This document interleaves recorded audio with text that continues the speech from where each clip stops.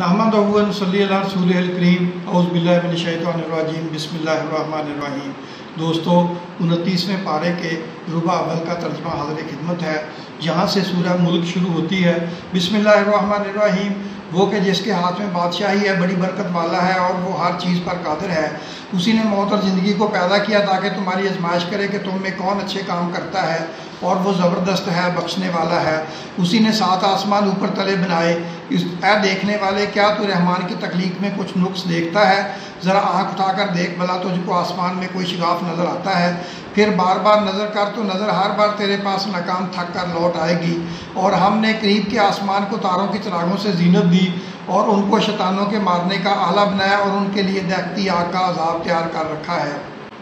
और जिन लोगों ने अपने परवरदिगार से कुफर किया, उनके लिए जहन्नम का अजाब है और वो बुरा ठिकाना है। जब वो इसमें डाले जाएंगे तो इसका चीखना चिल्लाना सुनेंगे और वो जोश मार रही होगी, गोया मारे जोश के फट पड़ेगी। जब उसमें उनकी कोई जमात डाली जाएगी तो दोज़ख के दरोगा उनसे पूछेंगे, क्या तुम्हारे पास कोई खबरदार करने वाला नहीं आया था? वो कहेंगे, क्यों नहीं, ज़रूर खबरदार करने वाला आया था, बस हमने उसको जुटला दिया और कहा कि अल्लाह ने तो कोई चीज़ नाज़िल ही नहीं की, तुम तो बड़ी गलती में पड़े हुए हो। और कहेंगे कि अगर हम सुनते या समझते होते तो दोज़खियों में ना होते। बस वो अपने गुनाहों का इतराफ़ कर लेंगे, सो दोज़खियों के लिए रहमत से दूरी है।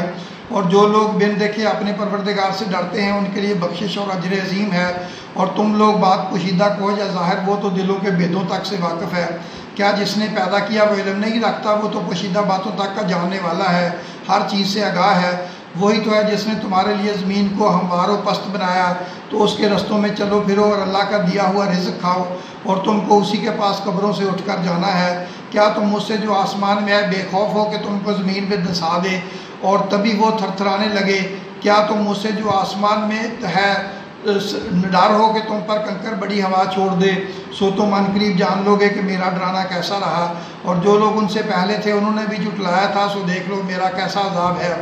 क्या उन्होंने अपने ऊपर परिंदों को नहीं देखा जो परों को फैलाए रहते हैं और उनको स्केट भी लेते हैं? रहमान के सिवा उन्हें कोई थाम नहीं सकता, बेशक वो हर चीज़ को देख रहा है।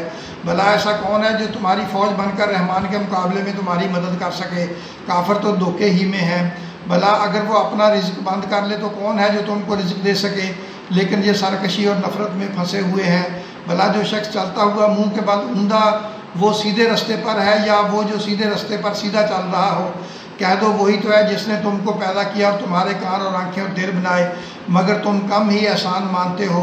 कह दो कि वही है जिसने तुमको ज़मीन में फैलाया और उसी के रूबरू तुम जमा किए जाओगे।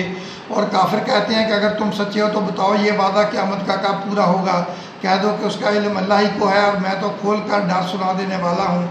सो जब वो देख लेंगे कि वो अजाब करीब आ गया तो काफिरों के मुँह बिगड़ जाएंगे और उनसे कहा जाएगा कि ये वही है जिसके तुम तलबगार थे।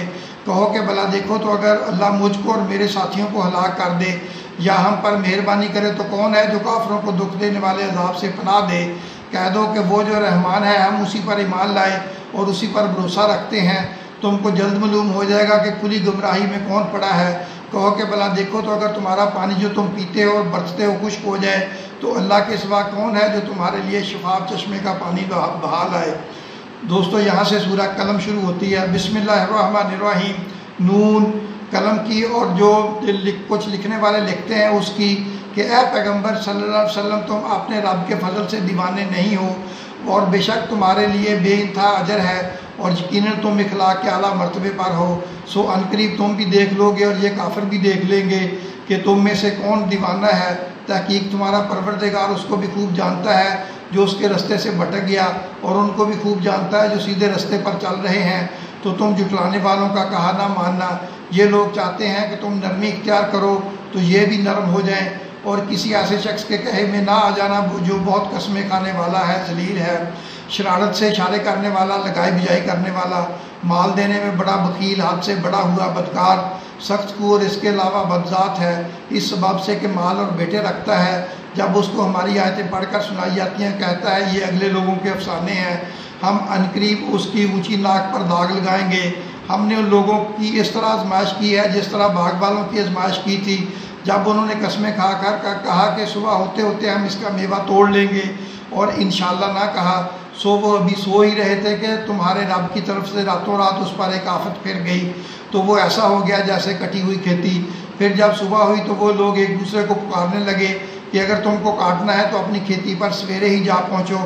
سو وہ چل پڑے اور آپس میں چپکے چپکے کہتے جاتے تھے کہ آج وہاں تمہارے پاس کوئی فقیر نہ آنے پائے، اور کوشش کے ساتھ سویرے ہی جا پہنچے، گویا پیداوار پر قادر ہیں. پھر جب انہوں نے باغ کو دیکھا تو ویران کہنے لگے کہ ہم رستہ بھول گئے ہیں، نہیں بلکہ ہم بے نصیب ہو گئے ہیں. ایک جو ان میں سمجھدار تھا بولا، کیا میں نے تم سے نہیں کہا تھا کہ تم تسبیح کیوں نہیں کرتے؟ وہ دوسرے کہنے لگے کہ ہمارا پروردگار پاک ہے، بے شک ہم ہی قصوروار تھے.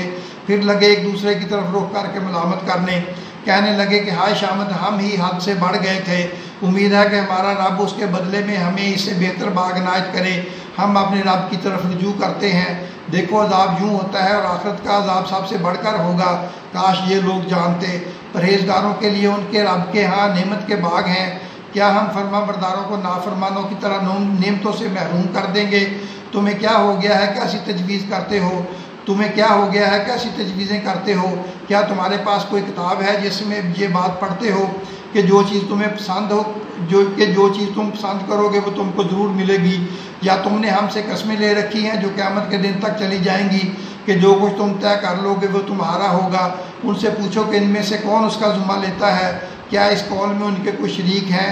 اگر یہ سچے ہیں تو اپنے شریکوں کو لے آئیں. جس دن پنڈلی سے کپڑا اٹھا دیا جائے گا اور کفار سجدے کے لیے بلائے جائیں گے، پھر وہ سجدہ نہ کر سکیں گے. ان کی آنکھیں جھکی ہوئی ہوں گی اور ان پر ذلت چھا رہی ہوگی، حالانکہ پہلے اس وقت سجدے کے لیے بلائے جاتے تھے جب کہ وہ صحیح و سالم تھے. تو مجھ کو اس کلام کے جھٹلانے والوں سے سمجھ لینے دو. ہم ان کو آہستہ آہستہ ایسے طریق سے پکڑیں گے کہ ان کو خبر بھی نہ ہوگی، اور میں ان کو مہلت دیے جاتا ہوں، میرا داؤں بڑا مضبوط ہے. اے نبی، کیا تم ان سے کچھ معاوضہ مانگتے ہو کہ ان پر تاوان کا بوجھ پڑ رہا ہے، یا ان کے پاس غیب کی خبر ہے کہ اسے لکھتے جاتے ہیں؟ سو اپنے پروردگار کے فیصلے کا انتظار کیے رہو، اور مچھلی کا لقمہ ہونے والے یونس کی طرح نہ ہونا کہ انہوں نے رب کو پکارا جب کہ وہ دل ہی دل میں گھٹ رہے تھے، کہ اگر ان کے پروردگار کی مہربانی ان کو نہ سنبھال لیتی تو وہ چٹیل میدان میں ڈال دیے جاتے مذموم حالت میں. پھر ان کے پروردگار نے ان کو برگزیدہ کر کے نیکوکاروں میں شامل کر لیا. اور کافر جب یہ نصیحت کی کتاب سنتے ہیں تو یوں لگتے ہیں کہ تمہیں اپنی نگاہوں سے پھسلا دیں گے، اور کہتے ہیں کہ یہ تو دیوانہ ہے. اور لوگوں، یہ قرآن تمام جہانوں کے لیے نصیحت ہے. دوستو، اب 19ویں پارے کے ربع اول کا خلاصہ سن لیں. اللہ لوگوں کی اسی طرح آزمائش کرتا ہے جیسے باغ والوں کی تھی، جنہوں نے صبح ہوتے ہی باغ کا میوہ توڑنے کا ارادہ کیا تھا لیکن انشاءاللہ نہ کہا، تو ان کے سوتے سوتے باغ پر آفت آ گئی تو وہ کٹی کھیتی جیسا ہو گیا. ان میں جو ایک سمجھدار تھا بولا، کیا میں نے تم سے نہیں کہا تھا کہ اپنے رب کی تسبیح کرو؟ دوسرے بولے، بے شک ہمارا رب پاک ہے اور ہم ہی قصوروار ہیں. دوستو، اپنا اور اپنے عبادت چینل کا بھی خیال رکھیں. اللہ آپ کی بھی اور ہم سب کی کورونا سے اور باقی بیماریوں سے حفاظت فرمائے. آمین.